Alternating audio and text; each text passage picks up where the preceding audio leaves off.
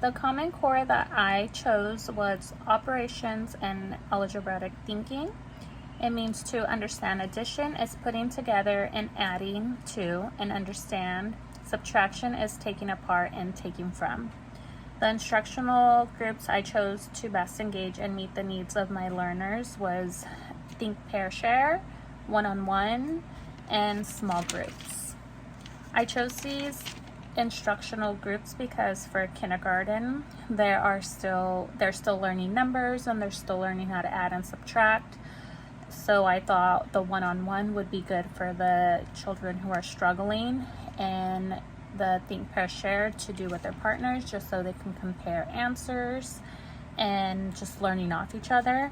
And small groups would help them just to, I would put them in small groups, adding stronger kids to the ones who, just are struggling with adding or learning their numbers. I know in kindergarten they're still learning their numbers 1 through 100, and in the beginning of the year it's more difficult, but towards the end of the year, they're getting how to learn how to add and subtract in their numbers 1 through 100. I know it will meet their needs and promote engagement during instruction by meeting each student's learning needs. And like I said, just focusing on the ones that are struggling and putting them in group and having that one-on-one time will really help them. It aligns with my learning theories by knowing each child learns in different ways. And as an educator, I know I will have to adapt and modify certain lessons based off the students' learning needs and engagement. So if I see certain students not engaging, maybe I'll change my methods and I'll learn their learning methods and I'll adapt that way.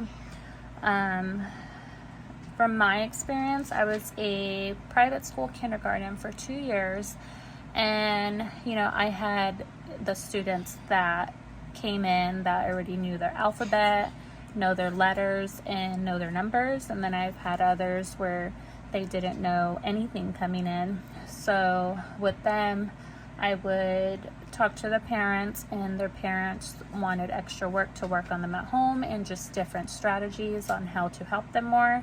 And I had a very small class, so I had a lot of one-on-one with students, and that really helped them. And I also taught after school, so most of them stayed after 2:30, and that was the time where I got to do a lot of one-on-one. And by the end of the year, they knew all their alphabet, they knew the sounds and letters, and also all their numbers and how to add and subtract. So thank you.